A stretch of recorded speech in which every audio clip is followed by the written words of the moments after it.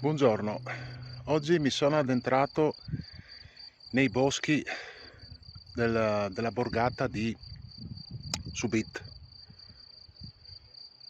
È un borgo che sta in una valle che va su da Attimis, provincia di Udine. Questo posto è fantastico, mi trovo in mezzo alla natura selvaggia. Questo è lo sguardo verso la Slovenia, quello è il Monte Stol, poi abbiamo il Kören, Montenero. Tornando indietro, qua si apre tutta la pianura, si apre tutta la pianura udinese. Il borgo di Subit sta dietro quel promontorio lì davanti, e questo è il monte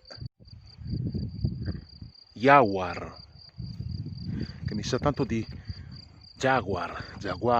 Più che giaguaro, qua c'era un sacco di impronte di cinghiali.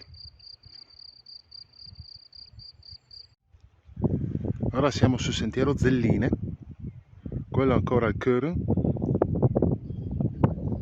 Verso nord ancora abbiamo il monte Kalin e poi tutta la catena dei Monti Musi.